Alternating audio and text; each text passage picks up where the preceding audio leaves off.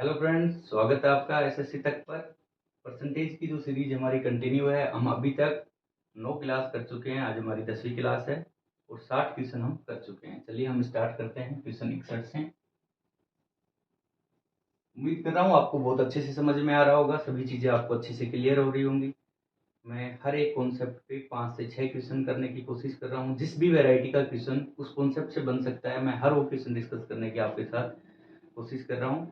इसके बाद भी अगर कुछ ऐसे क्वेश्चन होते हैं जो हमारे इस 150 क्वेश्चन की सीरीज में नहीं आ पाएंगे, तो मैं एक एक एग्जाम के हिसाब से, जैसे सीजीएल के प्रीवियस ईयर क्वेश्चन सोल्व करेंगे, फिर सीएचएसएल के, एमटीएस के, सीजीएल मेंस के, सीपीओ के, इनकी सभी की मैं अलग अलग प्लेलिस्ट बनाने वाला हूँ। तथा जितने भी पिछले 5-7 साल के क्वेश्चन होंगे इनके परसेंटेज के, ऐसा आपको कहीं नहीं मिलेगा कि पूरा कंप्लीट आपको चैप्टर करवा दिया 150 क्वेश्चन के साथ में, और उसके साथ आपको प्रीवियस ईयर क्वेश्चन हर एग्जाम वाइज, ताकि आपका एक कंप्लीट पैकेज हो, उससे बाहर आपको कुछ भी ना देखना पड़े। चलिए क्वेश्चन 61 हम स्टार्ट करते हैं।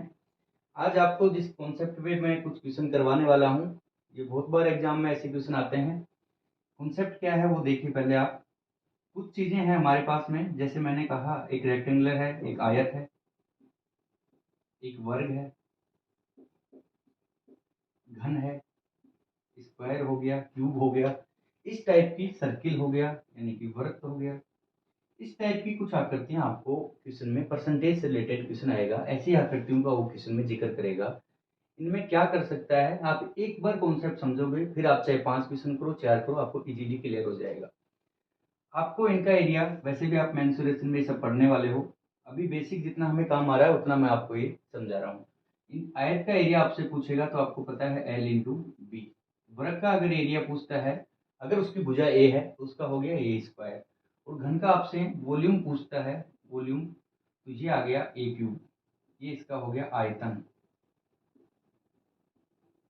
और वर्ग की आपसे दो चीजें पूछे, जैसे इनमें भी दो पूछ सकता है, ये इसका एरिया था, ये एरिया लिखा मैंने। वर्ग में आपसे दो चीजें पूछेगा, एक उसका परिधि यानी कि पेरीमीटर, वर्ग की परिधि पूछेगा तो 2 पाई आर, और इसका क्षेत्रफल पूछता है, एरिया पूछता है, तो वो आ गया पाई आर स्क्वायर। अब आप कहेंगे तो बहुत ही बेसिक है, शायद सेकंड थर्ड क्लास की चीजें हैं, ये क्यों बता रहे हैं। परसेंटेज में इन चीजों को कैसे यूज लेगा वो देखिए आप। आपसे बोलेगा कि वर्ग की भुजा को 10% बढ़ा दिया जाए तो उसके क्षेत्रफल पर क्या प्रभाव पड़ेगा, या उसके विकर्ण पर क्या प्रभाव पड़ेगा, या उसके पेरीमीटर पर क्या प्रभाव पड़ेगा। क्वेश्चन बन गए 3। तो आपको कैसे सोल्व करना है, सेम आपसे पूछेगा एक घन, एक क्यूब के भुजा में 10% की अगर वृद्धि कर दी जाए तो उसके पेरीमीटर या आयतन पर क्या प्रभाव पड़ेगा। सेम ऐसे ही वर्त में, कि वर्त की परिधि को इतना प्रतिशत बढ़ गई तो बताइए उसकी त्रिज्या में कितना परिवर्तन किया गया था, या फिर त्रिज्या 10% बढ़ा दी जाए तो बताइए उसकी पेरीमीटर और उसके क्षेत्रफल एरिया पर क्या प्रभाव पड़ेगा। इस टाइप के क्वेश्चन आएंगे। ये फॉर्मूले मैंने इसलिए लिखे हैं, आप एक बार एक कॉन्सेप्ट समझिए। मैं एक डिजिट ले लेता हूँ, एक कोई संख्या ले लेता हूँ, कि मान के चलिए मैं जो भी भुजा है उसको मैं 10% बढ़ा रहा हूँ, ठीक है। अगर आयत में लंबाई को और चौड़ाई को दोनों को 10% बढ़ा दूंगा तो आपसे पूछेगा क्षेत्रफल पर क्या प्रभाव पड़ेगा, इसके पेरीमीटर पर क्या प्रभाव पड़ेगा, इसके विकर्ण पर क्या प्रभाव पड़ेगा। इस टाइप के क्वेश्चन हम सोल्व करने वाले हैं। तो आप एक चीज देख लीजिए, यहाँ से 10% की रेशियो में लिखूंगा 1/10, यानी जो भी हम बढ़ा रहे हैं वो 10 पे 1 बढ़ेगा, 10 पे 1 बढ़ेगा। तो इसमें दो संख्याएं गुणा हो रही हैं, एक लंबाई और एक चौड़ाई, और दोनों को 10-10% बढ़ाया है, यानी मुझे दो बार लिखना पड़ेगा 10 से 11, 10 से 11। क्यों?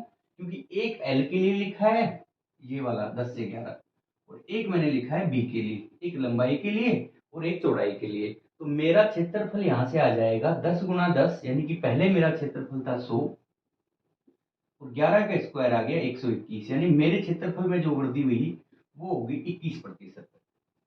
इस टाइप से पूछेगा। दूसरी बात, आपसे वो पूछेगा कि वर्ग की भुजा में 10% की वृद्धि कर दी जाए तो उसके क्षेत्रफल में क्या प्रभाव पड़ा।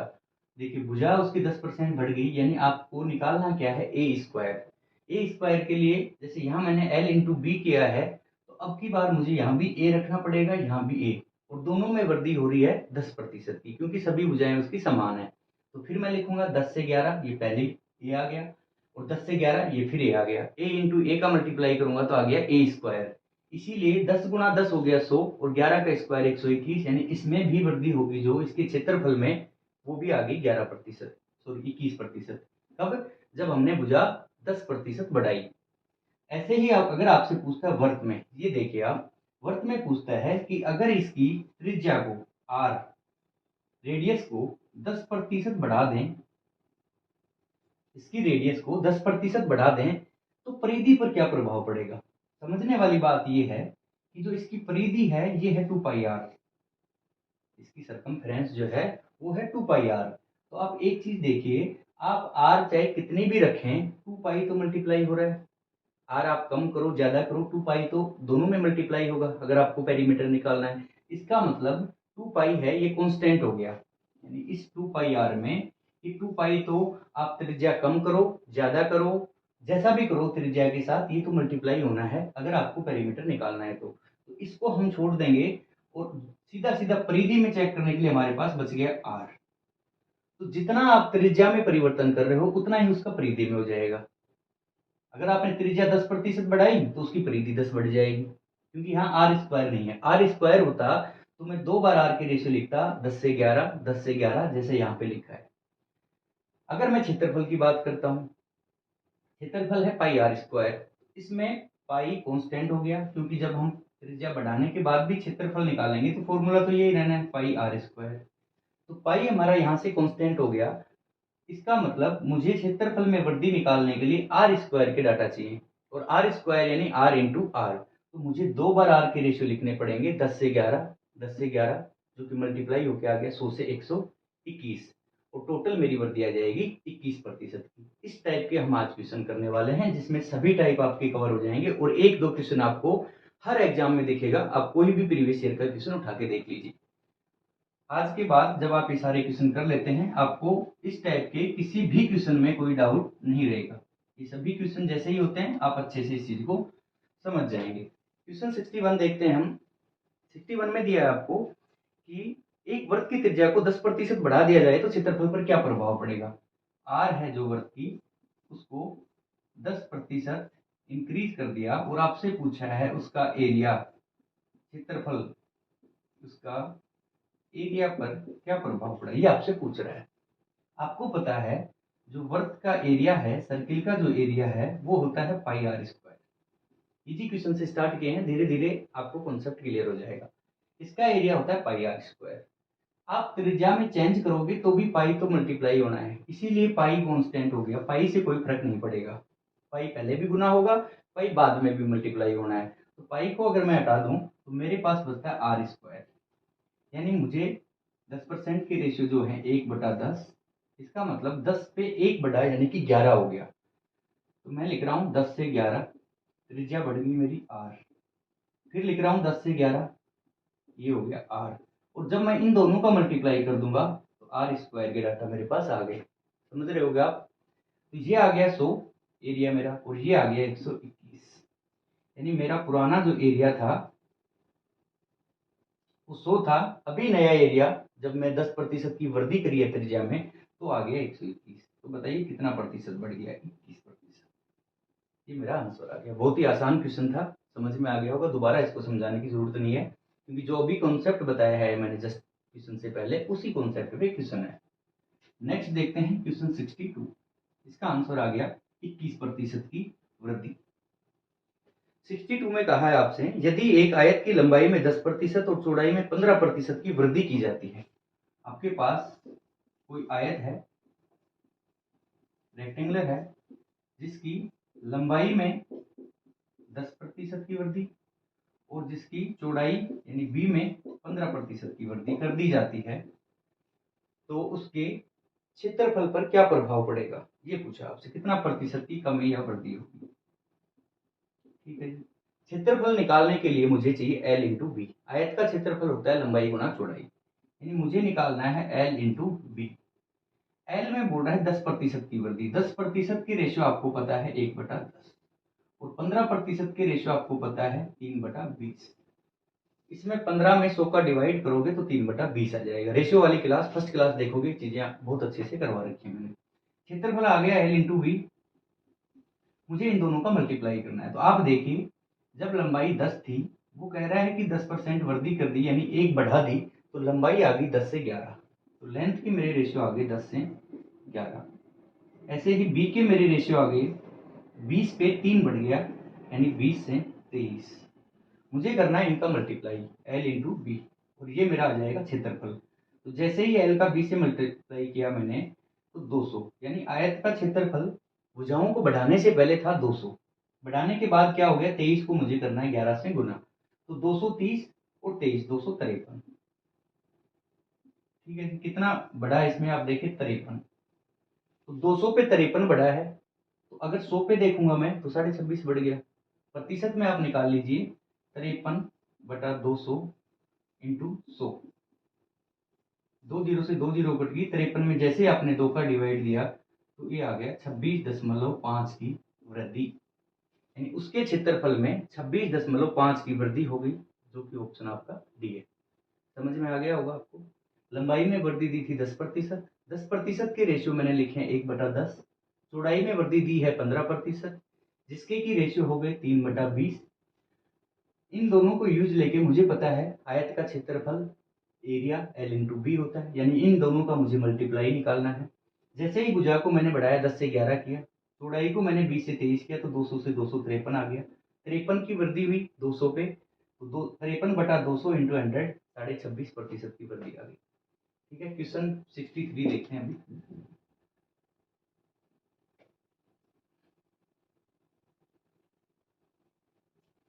क्वेश्चन 63 में बोल रहा है, एक आयत की लंबाई में 16 से ही 2/3% की वृद्धि होती है, तो चौड़ाई को कितना कम करें कि क्षेत्रफल पर प्रभाव ना पड़े। जैसे ही कोई भी वैरायटी होगी इसकी क्वेश्चन की, वो सब हम कर रहे हैं साथ में। आपसे कहा है लंबाई में 16 से ही 2/3% की वृद्धि हो रही है, तो हम बी को कितना कम करें कि जो इसका एरिया है वो चेंज ना हो, कांस्टेंट रहे, चेंज ना हो। ठीक है, ये आपसे क्वेश्चन दिया है। इस बार आपको एरिया को फिक्स रखना है, केवल इनका मल्टीप्लाई करना है।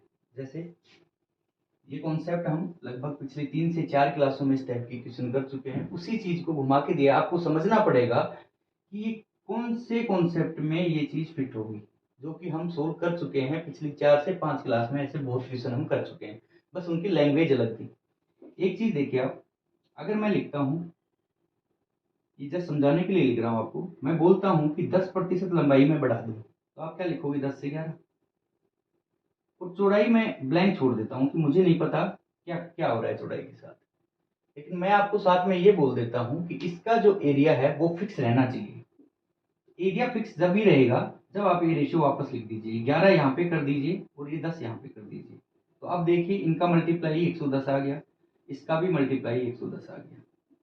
इसका पूरा कंप्लीट डिटेल मैं आपको पिछले 3-4 क्लासों में समझा चुका हूँ। अभी आपको बस मोटा मोटा मैंने बता दिया कि जब भी एरिया कांस्टेंट रखना है, इसका मतलब एक रेशियो जिस अनुपात में बढ़ा है, दूसरे रेशियो को उसी अनुपात में हम कम कर देंगे। अगर लंबाई 10 से 11 हुई है, तो चौड़ाई को 11 से 10 कर देंगे, तो आपका क्वेश्चन सोल्व हो जाएगा। देखिए इसी क्वेश्चन में भी यही करना आपको। आपसे कहा है 16 से ही 2/3% लंबाई बढ़ा दी, इसके रेशियो बने 1/6। ठीक है जी, अभी मुझे निकालना है L इंटू बी, यही एरिया होता है। ठीक है, तो 6 पे लंबाई 1 बढ़ी, यानी मेरी लेंथ के रेशियो आ गए 6 से 7। समझ गए हो क्या, 6 पे 1 बढ़ा तो मेरी लेंथ के रेशियो आ गए 6 से 7।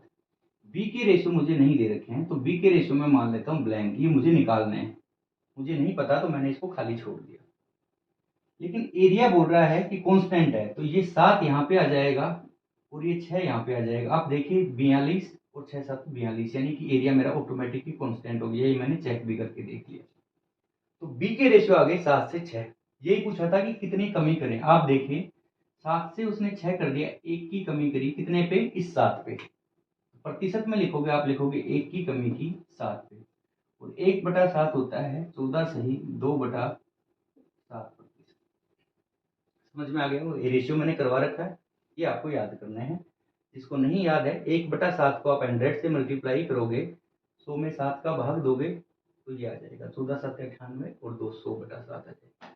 समझ में आ गया होगा? ऐसा कुछ भी नहीं था। आपको एरिया फिक्स जब भी बता दे, जब दो संख्याओं के मल्टीप्लाई से, ये चीज़ मैंने बताई थी पहले, अगर a गुणा b की मल्टीप्लाई से c आता है और मैं बोलता हूँ कि c मेरा फिक्स रहे, कांस्टेंट रहे, c में कोई परिवर्तन ना आए, तो जिस अनुपात में मैं a को बढ़ाऊंगा उस अनुपात में मुझे b कम करना पड़ेगा। वही लैंग्वेज यहाँ पे थी कि एरिया चेंज ना हो, यानी एरिया कांस्टेंट है, तो जिस अनुपात में मुझे लंबाई को बढ़ाना पड़ा उसी अनुपात में मुझे चौड़ाई कम करनी पड़ी। तो मेरा आंसर आ गया, इसका आंसर आ गया 14 से ही 2/7%, जो कि आपका ऑप्शन ए था। 63 हो गए। क्वेश्चन 64 देखते हैं। आपको अच्छे से समझ में आ रहा होगा। और किस टाइप की क्वेश्चन मैं ऐड कर सकता हूँ, कोई स्पेशल क्वेश्चन आप चाहते हैं आप कमेंट में कीजिए, मैं उसको सोल्व करवा दूंगा। क्वेश्चन 64 है, जिसमें आपको पूछ रहा है वो आयत की लंबाई में 50% की वृद्धि करने पर क्षेत्रफल में 20% की वृद्धि होती है। मैं क्वेश्चन से पहले आप एक चीज देखिए, आपको पास तीन चीजें हैं, एल बी और एल इंटू बी, यानी इनका एरिया। इन दोनों के मल्टीप्लाई से हम एरिया निकालते हैं। इन तीन में से क्वेश्चन बनाने के लिए उसको दो डाटा देने हैं, या तो लंबाई और चौड़ाई दोनों में प्रतिशत दे दिया कि इतना बढ़ा या इतना कम हुआ, तो आप इनका मल्टीप्लाई करोगे और वो एरिया पूछ रहा है तो आप बता दोगे भाई पहले इतना था, बढ़ने के बाद इतना हो गया।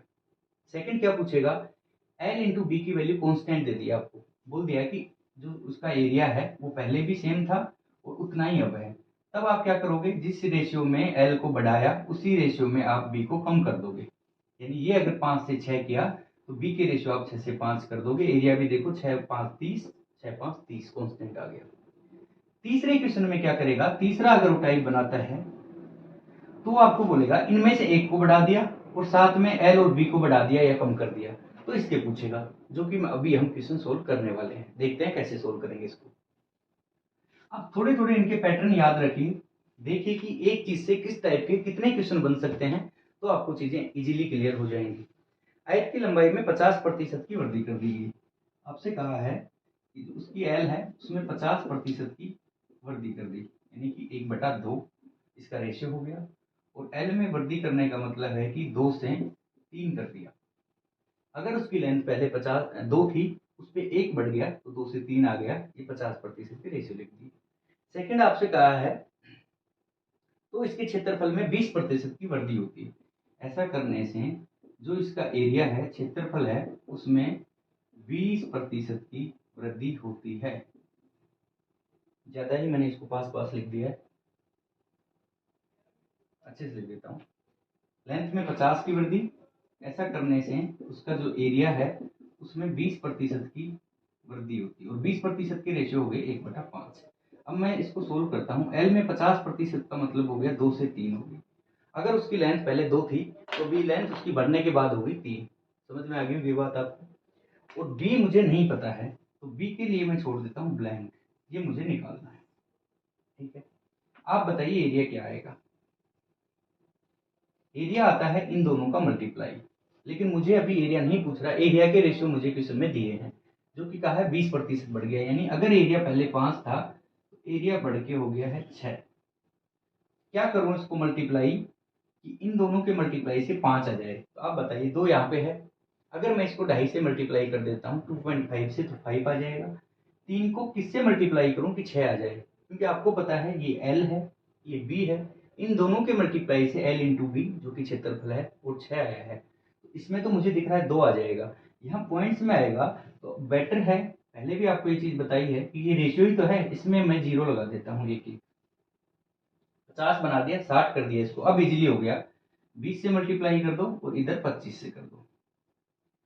वैसे भी बात वही थी, बाद में आप उस पॉइंट को हटाते तो इधर 0 लग सकता था, लेकिन आपको बिल्कुल इजीली आसान तरीके से हमेशा याद रखना, जब दो संख्याएं यहाँ मल्टीप्लाई में आ रही हो और यहाँ आपको कोई निकालनी हो संख्या, तो यहाँ 0 लगा लीजिए, आपकी सहूलियत रहेगी, इजीली आप वैल्यू निकाल लेंगे। तो बी के मेरे पास रेशियो आ गए 25 से क्या हो गया 20, उसकी चौड़ाई।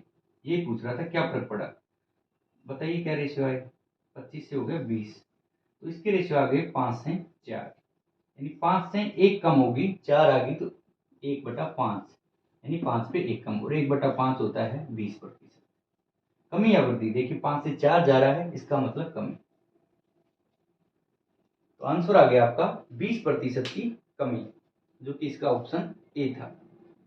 आपसे दिया था, फिर से देख लीजिए, लंबाई में 50% की वृद्धि की जाए, इसका मतलब लंबाई में 50% की रेशियो लिखे 1/2, तो लंबाई हमने कर दी 2 से 3, चौड़ाई हमें पूछ रहा था, हमने ब्लैंक छोड़ दी, और एरिया हमें दिया हुआ था 20% बढ़ गया, 20% के रेशियो लिखे 1/5, यानी एरिया हो गया 5 से 6, 5 पे 1 बढ़ गया 6।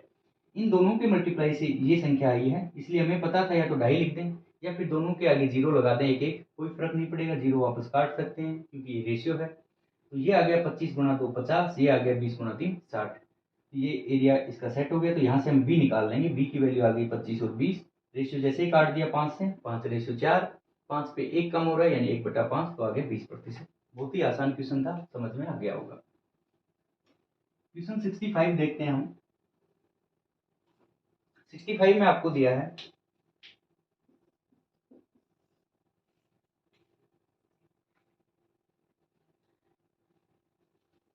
एक वर्ग का क्षेत्रफल 44% बढ़ा दिया जाए तो उसकी भुजा पर क्या प्रभाव पड़ेगा। आपसे बात कर रहा है एक वर्ग स्क्वायर, ठीक है जी, एक स्क्वायर का एरिया 44% बढ़ा दिया तो उसकी भुजा पर क्या प्रभाव पड़ा, उसकी साइड जो है ए है उस पर क्या प्रभाव पड़ा, ये पूछा है आपसे। आपको इस बार रिजल्ट दे दिया है, इस बार आपको रिजल्ट दे दिया है। नॉर्मली वो भुजा देता हमें, हम ऐसे सोल्व करते हैं कि भुजा में 10% की वृद्धि कर दी गई, समझाने के लिए लिख रहा हूँ, देखिए आप इस चीज को, 10% की वृद्धि की तो हम क्या करते थे एरिया निकालने के लिए, और पूछता था आपसे कि एरिया पर क्या प्रभाव पड़ा, तो आप क्या करते थे, 10% की रेशियो आपने लिखे 1/10, और आप इसको सोल्व करते थे 10 से 11, क्योंकि एरिया होता है ए स्क्वायर, और 10 से 11, और आपका आता था 100 से 121। एक चीज आप देखिए, अगर इसी क्वेश्चन में, इसी छोटी सी एक संख्या मैंने मानी थी 10, इसी में मैं आपसे बोल दूं कि एरिया को कितना परसेंट बढ़ा है, 21%, एक है, ठीक है, 100 से 121, 21 बढ़ा है ना। इसी क्वेश्चन में मैं बोल दूं कि एरिया को 21% बढ़ा दिया गया, तो बताइए भुजा में कितनी वृद्धि हुई, तो आप समझ जाओगे कि ये जो रिजल्ट है ये 100 से 121 हो गया, और ये जो 100 है ये किसी संख्या का स्क्वायर होगा, क्योंकि इसमें दोनों भुजाएं होती हैं, भुजा इसकी जो चारों भुजाएं वो समान होती हैं, तो आप समझ जाओगे कि a इंटू ए की वैल्यू है 100, तो यहाँ समान संख्या रही होगी, इसका मतलब इसका रूट करोगे तो आपकी सीधी भुजा आ जाएगी, समझ गए होगी इस बात को। और इधर भी जो संख्या मिलेगी वो 100% परफेक्ट स्क्वायर मिलेगी, क्योंकि वो ए स्क्वायर की वैल्यू है और ए इंटू ए की वैल्यू है, जो कि इन दोनों के मल्टीप्लाई से आई है 121। जैसे ही आप इसका रूट करोगे तो 11 आ जाएगा वापस, यानी आपसे ये देके ए भुजा की वैल्यू देके एरिया पूछे तो मल्टीप्लाई करके निकालोगे, और एरिया दे देता है आपको और वापस भुजाएं पूछे तो इसका रूट कर दोगे तो पता लग जाएगा भुजा में कितनी वृद्धि हुई। सेम चीज आपको यहाँ सोल्व करनी है। देखिए आपसे दिया है कि भुजा एरिया उसका बढ़ गया 44%। आप बताइए, जब एरिया 44% बढ़ गया इसका मतलब उसका एरिया हो गया, पहले अगर 100 था अभी हो गया 144, और इसके ऊपर यहाँ ए की वैल्यू रही होगी, यहाँ भी ए की रही होगी, और ये ए स्क्वायर की वैल्यू है, समझ रहे हो इस बात को आप, ये ए स्क्वायर की वैल्यू है 100 से 144, और यहाँ ए की दो वैल्यू आएंगी, तो मेरे पास ये बॉक्स की दोनों संख्याएं अभी ब्लैंक है, खाली है, मुझे नहीं पता इनमें क्या आएगा। आप खुद बताइए इस चीज को कि यहाँ a इंटू ए से आया है 100, तो क्या रखूं यहाँ पे 10, भुजा तो समान है ना, अलग अलग संख्या तो रखने का मतलब ही नहीं है कि मैं 20 गुना 5 भी 100 होता है 20 रख दूं, नहीं, क्योंकि भुजा तो एक ही है और चारों भुजा समान होती है। तो 100% यहाँ जो रिजल्ट आएगा इसका रूट जैसे ही करोगे आप, वर्गमूल कर दोगे इसका, तो आपके पास एक ही वैल्यू आ जाएगी, इसका आपने जैसे ही रूट किया तो आ गया 12, तो 10 से 12 हो रही है, आप बताइए कितना प्रतिशत भुजा में वृद्धि हो रही है, 20%। कैसे सोल्व किया आपने, 2 की वृद्धि हुई कितने पे, 10 पे, और 2/10 आ गया 1/5, जो कि होता है 20%। कमी या वृद्धि देखने के लिए आपको देखना पड़ेगा, 10 से 12 जा रहा है यानी कि ये होगी वृद्धि। बहुत ही आसान क्वेश्चन था, समझ गए होगे आप। यानी आपको दो तरीके से वो पूछ सकता है, या तो आपको भुजाएं दे दे कि भुजा में 20% की वृद्धि हुई, आप लिख देते 10 से 12, 10 से 12, या 5 से 6, 5 से 6, 25 से 36, तो आप रेशो निकालते, या आपको ये रिजल्ट दे दे सीधा ए स्क्वायर का कि जो क्षेत्रफल है उसमें इतना परिवर्तन हो चुका है, तो आप उसको रूट करके और डायरेक्ट भुजा निकाल सकते हो कि भुजाओं में क्या फर्क पड़ा। एक क्वेश्चन और देखिए आप ऐसा।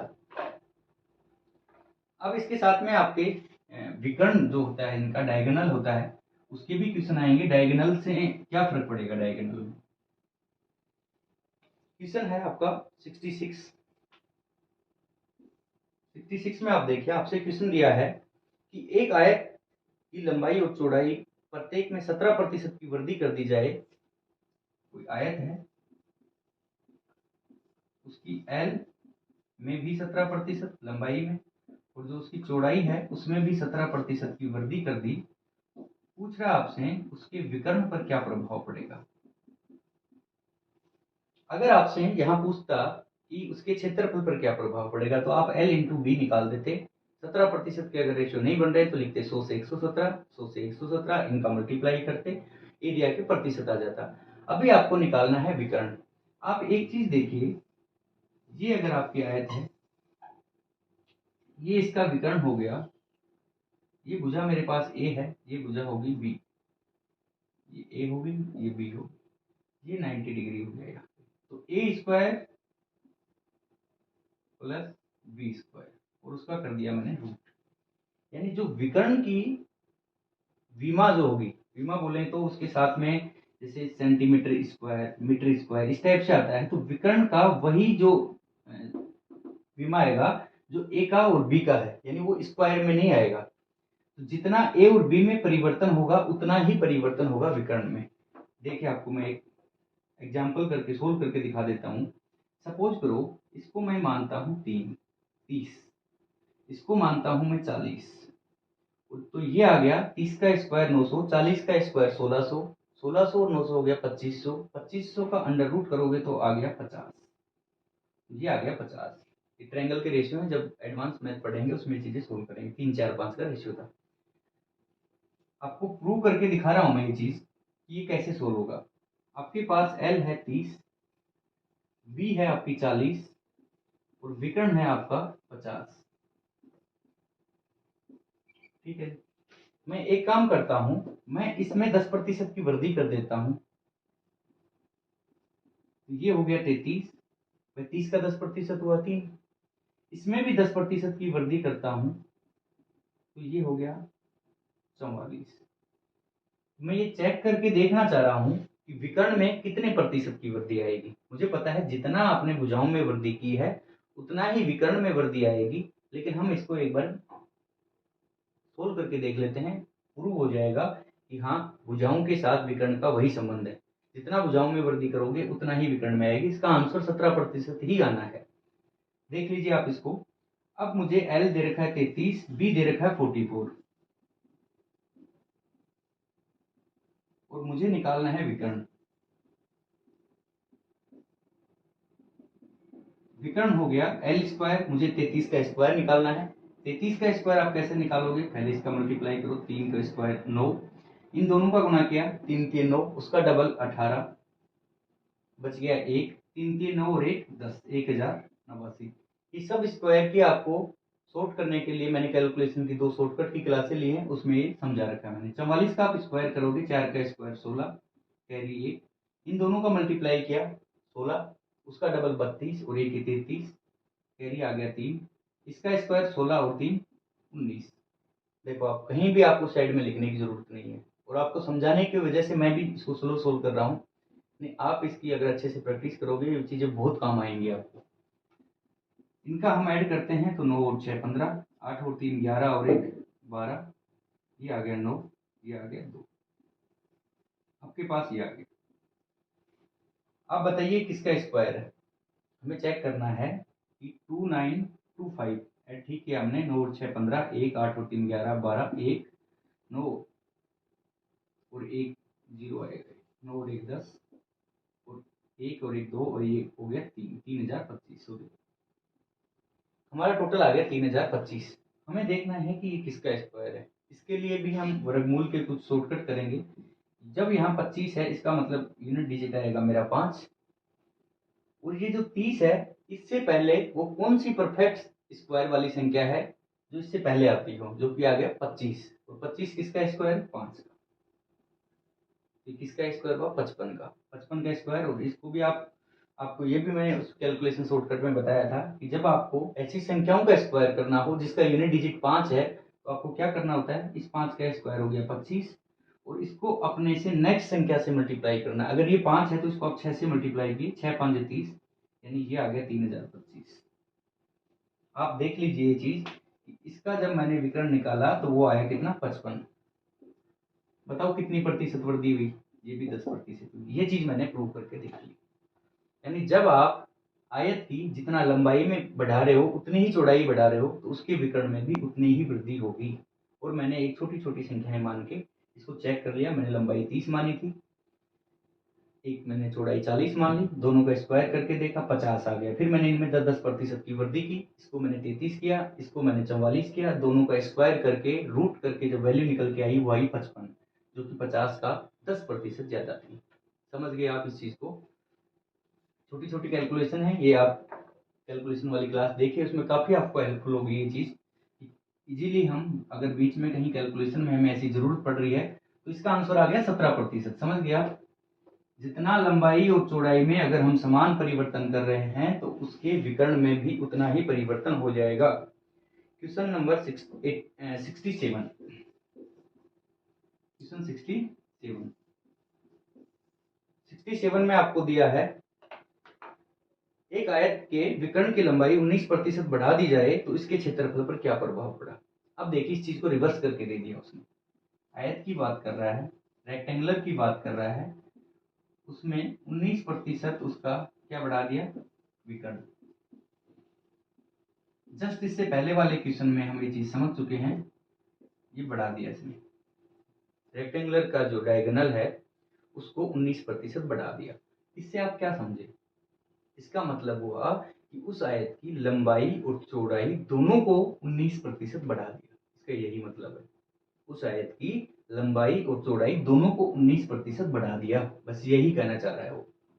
इस चीज को देख के आप, और आपसे पूछ रहा था कि उसके क्षेत्रफल में क्या प्रभाव पड़ा, ये आपसे पूछ रहा है। 19% के मैं कोई रेशियो नहीं बना सकता हूं, तो मुझे लिखना पड़ेगा सीधा इसका 19/100 28। अब आप बताइए, विकर्ण बढ़ा है इसका मतलब लंबाई भी 19 बढ़ गई और चौड़ाई भी 19 बढ़ गई। इससे पीछे वाले क्वेश्चन में हम डिस्कस कर चुके हैं। तो आप बढ़ा दीजिए एल को भी, यानी पहले 100 थी अभी होगी 119। और जो बी है मेरी चौड़ाई, वो भी मेरी पहले 100 थी अभी होगी 119। इसका स्क्वायर आ गया 10,000। आपको निकालना है 119 का स्क्वायर। ऐसे जरूरत पड़ जाती है बीच में आपको स्क्वायर निकालने की।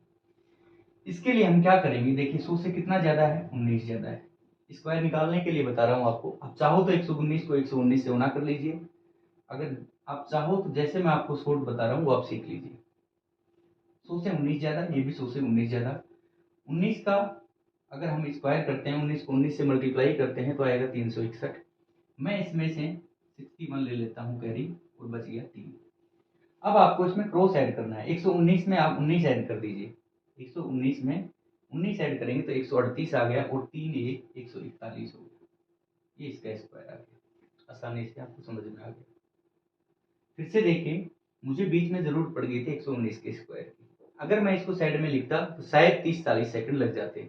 मुझे पता है 100 से 19 ज्यादा, 100 से 19 ज्यादा, 19 का स्क्वायर होता है 61।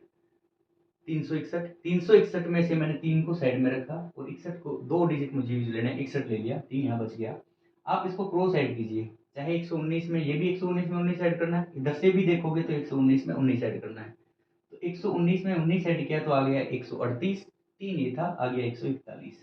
यानी मेरा जो एरिया बढ़ गया वो इतना आ गया, 10,000 से 14,161। बताओ कितना बढ़ा, 4161। कितने पे, 10,000 पे। तो मुझे परसेंटेज में निकालना है तो मैं लिख दूंगा 4161 बटा 10,000 इंटू 100। 2 जीरो से 2 जीरो कट गई और 2 छोड़ के पॉइंट लगेगा। 41.61% की वृद्धि, ये प्रतिशत लगा दिया, 41.61% की वृद्धि, जो कि इस क्वेश्चन का आंसर बी है, 41.61%। समझ गए आप? अब इसमें नई चीज आई है कि ये मल्टीप्लाई कैसे किया। ये मैं कंटिन्यू कैलकुलेशन की क्लासे लूंगा जिसमें आपको सिखाऊंगा। एक छोटा सा और डेमो दिखा देता हूँ आपको। आपको 102 को 103 से मल्टीप्लाई करना है। इधर नहीं करके मैं इसको, ये समझ गए आप क्वेश्चन? यहाँ आपको मैं सोल्व करके दिखा देता हूँ। इसमें बस आपको इतना सीखना था, बाकी कैलकुलेशन थी कि अगर आयत के विकर्ण में 19% की वृद्धि हुई है, इसका मतलब ये हुआ कि उसकी लंबाई भी 19 बढ़ी है और चौड़ाई भी 19 बढ़ी है। और जब उल्टा दे आपको कि लंबाई और चौड़ाई दोनों को 19 बढ़ाएंगे तो बताइए विकर्ण में कितनी वृद्धि हुई, तो वो भी 19 ही आएगी। ठीक है, आपको कहीं 102 को 103 से मल्टीप्लाई करना है। क्या करोगे? कितना ज्यादा? 2 ज्यादा। कितना ज्यादा? 3। 2 डिजिट में लिखना। इन दोनों का मल्टीप्लाई क्या हुआ? 0,6। चाहे तो आप 102 में ये 3 जोड़ दीजिए तो भी 105 आएगा, चाहे आप ऐसे जोड़ दीजिए तो भी 105 आएगा। बताओ कितना जल्दी मल्टीप्लाई होगा। बहुत आसान चीजें, छोटी छोटी चीजें हैं और जरूरत पड़ेगी आपको इनकी। अगर आप 50, 60, 70 क्वेश्चन कर रहे हो सोल्व पेपर में, 25 प्री में आ रहे हैं, 30 मेंस में आ रहे हैं, अलग अलग एग्जाम, बाकी मैं तो सभी एग्जाम्स के लिए मैथ पढ़ा रहा हूँ। अगर आप ये चीजें कर रहे हो तो आपको कहीं ना कहीं एक दो ऐसे क्वेश्चन आएंगे जहां आपको ऐसी कैलकुलेशन की जरूरत पड़ेगी जो कि आपकी 20-30 सेकंड बचा दे। तो सबसे बड़ा गेम एग्जाम में है टाइम का। मैं फिर यही चीज कहता हूँ, हर एक लड़के को, तैयारी करने वाले बच्चे हैं जो सिंसियर बच्चे हैं, अच्छे से पढ़ रहे हैं, हर बच्चे को मैथ्स आती है। जब आप एग्जाम से बाहर निकलोगे, आप किसी से भी पूछना, अगर 10 मिनट और मिलता तो मैं पेपर सोल्व कर देता। ये 10 मिनट जो टॉपर है, जो पूरे क्वेश्चन करके आया है, उसके 90%, 95% मार्क्स आ रहे हैं, उसको कहाँ से मिले? उसने यही छोटी छोटी चीजें की, जहां से वो टाइम बचा सकता था, कैलकुलेशन से बचा सकता था, कॉन्सेप्ट उसको याद थे, उसने प्रैक्टिस इतनी की कि क्वेश्चन देखते ही उसको पता था किस फॉर्मेट में जाना है। आप मैंने क्या कमियां रखी? आपने कमियां रखी कि आपको एक कॉन्सेप्ट पे ज्यादा क्वेश्चन आपने नहीं किए। आपने सोचा जी है चलते गए आप। अगर आप एक कॉन्सेप्ट पे बहुत ज्यादा क्वेश्चन करते हो तो आपको क्वेश्चन देखते ही ऑटोमेटिक आपका पेन चलने लगेगा, आपको पता ही नहीं लगेगा कि क्या कर रहे हो आप। अपने आप ही आपके माइंड में एक फ्लो बना हुआ है, क्योंकि आपने इतने क्वेश्चन किए हुए हैं और आप इजीली उसका आंसर निकाल दो। दूसरी चीज आती है टाइम बचाने के लिए कैलकुलेशन शॉर्टकट की। एक तो आपकी कैलकुलेशन फास्ट होनी चाहिए, उसके लिए आपके मल्टीपल, ऐड करना, डिवाइड करना, ये सब चीजें अच्छे से टिप्स पे होनी चाहिए। आपको टेबल्स थोड़े याद होने चाहिए। बहुत ज्यादा मैं नहीं कह रहा हूँ कि बहुत ज्यादा याद करो, आप 50 तक करो, मुझे भी शायद 25-30 तक याद होंगे। ठीक है, लेकिन आप फास्ट कैलकुलेशन करो और जितने कैलकुलेशन के शॉर्टकट हैं जो आप यूज कर सकते हो उनको आप यूज कीजिए। तो आपका 10-10, 20-20 सेकंड, 10 सेकंड भी आप हर एक क्वेश्चन से बचाते हैं तो आप देखिए, जब 40-25-30 क्वेश्चन करते हैं तो आप इतना टाइम निकाल लेंगे कि 3 क्वेश्चन एक्स्ट्रा कर देंगे, जो कि 7.5 मार्क्स के हो गए। और एक एक मार्क्स की वैल्यू है, एक एक सिंगल एक मार्क्स है, उसकी वैल्यू है। तो आप अच्छे से इन सब चीजों को कीजिए, बहुत ज्यादा जरूरी है। एक बार आपका बेसिक क्लियर हो गया और आप मेरे साथ चलिए, बिल्कुल आपका बिल्कुल बेसिक जीरो से आप चल रहे हैं। हम हर एक चीज को मैं बिल्कुल बारीकी से समझाने की कोशिश कर रहा हूँ। हम उस लेवल तक जाएंगे, मेंस के भी क्वेश्चन करेंगे, सीजीएल मेंस के भी, तब आपको लगेगा कि जो मैंने एक क्लास में 150 क्वेश्चन किए हैं, इन्हीं से हमारा मेंस का भी हो रहा है, प्री के भी हो रहे हैं, सीजीएल, सीपीओ, एमटीएस, कोई भी एग्जाम, पटवारी जो भी है, आप देखोगे हर एग्जाम के क्वेश्चन सोल्व हो रहे हैं। बस आप बने रहिए साथ में। क्वेश्चन 68 देखते हैं। 68 में आपसे दिया है कि एक वर्ग के परिमाप को 100% बढ़ा दिया जाए तो क्षेत्रफल पर क्या प्रभाव पड़ेगा। अब आ गई बात परिमाप की। कोई वर्ग है,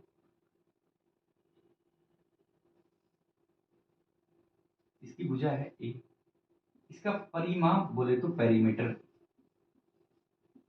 परिमाप बोले तो पेरीमीटर, परिमाप बढ़ा दिया 100%। आप ये चीज बताइए, परिमाप 100% बढ़ गया, इसका परिमाप क्या है? यानी चारों भुजाओं का है, और वो कितना है? 4a। इसमें तो स्क्वायर वगैरह नहीं आ रहा ना, यानी ए में ये 4 तो फिक्स रहेगा। आप नहीं बढ़ाते हो, आप 50% बढ़ाते हो, 20% बढ़ाते हो, 4 तो 7 लग रहा है, यानी कि ये हो गया मेरा कांस्टेंट। इसको हटा दो साइड में। जैसे मैंने पाई आर स्क्वायर में पाई कांस्टेंट था, जब मैं परिधि निकाल रहा था, सरकमफेरेंस निकाल रहा था उसकी, तो 2 पाई आर था, उसमें 2 पाई कांस्टेंट था। वैसे ही इस परिमाप में ये 4 फिक्स है, इसका बढ़ाने और कम करने पे कोई फर्क नहीं पड़ेगा। बढ़ाएंगे ए को तो भी ये मल्टीप्लाई होगा, कम करेंगे तो भी होगा।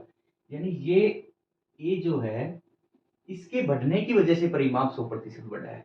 तो ये कितनी बढ़ी? आप ही देखिए, 100% बढ़ गई, तब जाके परिमाप 100 बढ़ा है।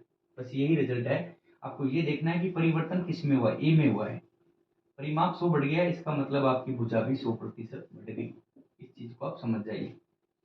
इसको भी मैं प्रूव करके दिखाता हूँ आपको। ए की वैल्यू मैं मान लेता हूँ 10, मेरी भुजा है 10। आप बताइए इसका परिमाप क्या हुआ? 10 थी तो परिमाप होगा 10 इंटू 4 40। समझाने के लिए प्रूव कर रहा हूँ, बाकी आप ये चीज आपको पता है क्योंकि परिमाप होता है 4a, 4 कांस्टेंट है, तो जितना a बढ़ेगा उतना ही परिमाप बढ़ेगा। अगर भुजा में बोलूँ 100% बढ़ गई तो परिमाप 100 बढ़ गया। मैं उल्टा बोल दूं कि परिमाप 100 बढ़ा तो बताइए भुजा में कितनी वृद्धि हुई, तो भी 100 आ गया। ठीक है, देख लीजिए आप इसको। परिमाप मैंने लिखा 10 थी मेरी भुजा, तो परिमाप हो गया a इंटू 4 40। अब मैं इसको 20 कर देता हूँ, 100% बढ़ा देता हूँ, इस भुजा को कर देता हूँ 20, 10 का डबल, तब परिमाप क्या आएगा 20 इंटू 4 80 आ गया। बताइए ये भी डबल हो गया कि नहीं, ये भी बढ़ गया 100%, 40 से 80 हो गया, 100% बढ़ गया। यानी आप ये समझ गए कि जब भी भुजा को जितना बढ़ाएंगे उतना ही परिमाप बढ़ जाएगा। बस क्वेश्चन देखते ही टिक कर देना, ऐसे क्वेश्चन आएंगे 1-2 क्वेश्चन बहुत इजी, जो आपके केवल कॉन्सेप्ट बेस पे होगा। अच्छा, इसका भी जो विकर्ण आएगा वो भी उतना ही बढ़ेगा, जितना आप ए में वृद्धि कर रहे हो उतना ही विकर्ण बढ़ जाएगा। ये आप नोट कर लीजिए अपनी डायरी में। जब आयत की बात करेंगे, रेक्टेंगुलर की बात करेंगे, तो अगर उसकी दोनों भुजाओं में ए और बी, एल और बी, लंबाई और चौड़ाई दोनों में 10% की वृद्धि करता हूं, तो उसका भी परिमाप 10% ही बढ़ेगा। उसका डायगोनल है, उसका विकर्ण है, वो भी 10 बढ़ेगा। सेम अगर मैं वर्ग की बात करता हूँ, एक स्क्वायर की बात करता हूँ, तो उसमें ए में, क्योंकि उसकी चारों भुजाएं समान हैं, उसकी ए में जितनी वृद्धि करूंगा उतना ही उसका विकर्ण डायगोनल बढ़ेगा और उतना ही उसका परिमाप बढ़ेगा। अगर मैंने 100% भुजा में वृद्धि की तो परिमाप भी 100% बढ़ेगा। एरिया निकालने के लिए, क्योंकि एरिया होता है ए इंटू ए स्क्वायर, तो उसमें हमें ए के रेशियो 2 बार लिखने पड़ेंगे, और आयत में एरिया होता है एल इंटू बी, इसलिए वहां भी मल्टीप्लाई हो रहा है तो रेशियो हमें एल के और बी के 2 बार मल्टीप्लाई करके लिखने पड़ेंगे। समझ गए आप? तो इसका भी आंसर आ गया, 100% भुजा में वृद्धि की थी। क्वेश्चन 69 है, एक वृत्त की परिधि को 50% बढ़ा दिया जाए तो व्यास की लंबाई तथा क्षेत्रफल पर क्या प्रभाव पड़ेगा। आपसे कहा है कोई वृत्त है, उसकी परिधि को 50% बढ़ा दें, सरकमफ्रेंस जो उसकी है उसको 50% बढ़ा दें, तो आपसे कहा है कि उसके व्यास की लंबाई और क्षेत्रफल, ये आपसे पूछा है, उसका व्यास और क्षेत्रफल, इस पर क्या प्रभाव पड़ेगा। ये त्रिज्या का दोगुना होता है, क्षेत्रफल आपको पता है पाई आर स्क्वायर, लिख देता हूं मैं इनको, और ये होता है 2r। आप एक चीज देखिए, सेम वही जो अभी जस्ट इससे पीछे वाले क्वेश्चन में कर रहे थे वही कॉन्सेप्ट आ गया यहाँ पे। आपकी परिधि 50% बनी, परिधि का फॉर्मूला था 2πr, 2π कॉन्स्टेंट है, इसको हटा दो आप, बड़े कम हो ये मल्टीप्लाई होना है, तो आर में ही तो चेंज हुआ, तभी तो बढ़ा 50%। इसका मतलब उसने आपको घुमा के कहा है, वो चाहता तो ये भी बोल सकता था कि यदि वृत्त की त्रिज्या में 50% वृद्धि की जाए तो क्षेत्रफल में कितनी वृद्धि होगी, सीधा बोल सकता था। लेकिन वो ये चेक करना चाह रहा है कि आपको ये बात पता है क्या कि परिधि 50% बढ़ने का मतलब भी वही है कि उसकी त्रिज्या में 50% की वृद्धि कर दी। समझ गए होगा आप इस चीज को, जो कि हम पहले 2 क्वेश्चन में बता चुके हैं। इसका मतलब आप समझ गए, यानी कि हमारा जो आर है वो बढ़ा है 50%, क्योंकि परिधि होती है 2πr, 2π कांस्टेंट रहता है, तो जो ये वृद्धि बची ये आर में ही की गई है, ये वाली 50%। ठीक है, तो यहाँ से मुझे पता लग गया कि मेरी आर में जो वृद्धि हुई है वो हुई है 50%। आप बता दीजिए, ये होता है 2r, 2 तो कांस्टेंट हो गया, इसको हटा दीजिए, तो यहाँ वही चीज आ गई, आर में कितनी वृद्धि हुई, जितनी रेडियस में वृद्धि हुई है उतनी व्यास में वृद्धि हो जाएगी, तो ये भी आपका आ गया 50%। एक आंसर तो आपका आ गया, यानी व्यास में कितनी वृद्धि हुई 50%। समझ रहे हो आप इस चीज को? उम्मीद कर रहा हूँ समझ में आ रहा होगा। अगर नहीं आ रहा है, कहीं भी कोई भी डाउट है तो आप कमेंट कीजिए, पर्सनली मुझे मेल कीजिए। मैं एक टेलीग्राम का भी एक चैनल बनाने वाला हूँ, उसमें आप सभी ऐड हो जाइए, और जो भी क्वेश्चन है आपके और एक्स्ट्रा क्वेश्चन है तो मुझे बताइए, मैं उनको सोल्व करके आपको वीडियो बना के उनको सोल्व करूंगा। व्यास आ गया आपका 50%, जितनी त्रिज्या में वृद्धि होगी। मैं आपको एक इस क्वेश्चन के बाद में एक शॉर्ट नोट लिखवा दूंगा जिसमें सारी चीजें क्लियर हो जाएंगी। अब आते हैं क्षेत्रफल की बात। पाई तो कांस्टेंट है, तो वृद्धि निकालनी है आर स्क्वायर में, और आर में कितनी वृद्धि हो रही थी 50, इसके रेशियो होते हैं 1/2। आर स्क्वायर निकालने के लिए मुझे क्या करना है, एक बार आर लिखूंगा 2 से 3 वर्दी, फिर आर लिखूंगा 2 से 3, 2 पे 1 की वर्दी, तभी तो 50% बना। तो कितना आ गया, 4 से 9। बताइए कितनी वर्दी होगी आर स्क्वायर में, 5 की हुई, यानी 4 पे 5 की वर्दी होगी इंटू 100। जैसे ही किया तो ये आ गया 125%, कटेगा 25, 25 गुणा 5 125%। कमी या वृद्धि 4 से 9 जा रहा है, इसका मतलब वृद्धि। तो इसके क्षेत्रफल में आ गई 125% की वृद्धि। ये आपके दोनों दो चीजें पूछी थी, ये आपकी सोल्व हो गई। चलिए अभी मैं आपको एक शॉर्ट नोट लिखा देता हूं, जिससे आपको ये सारी चीजें क्लियर हो जाएंगी कि किसमें कितनी वृद्धि होने से क्या प्रभाव पड़ेगा। मैं लिखता हूं आयत, ठीक है, यहां लिख रहा हूं उसकी भुजा होगी L इंटू बी। ठीक, आयत लिखा है, ये इसकी भुजाएं होगी। अभी आपसे पूछता है इसका, अगर इन दोनों में 10% की वृद्धि होगी, एक आयत की एल और बी में, एक कॉन्सेप्ट है, क्वेश्चन नहीं है, आप इस चीज को समझिएगा।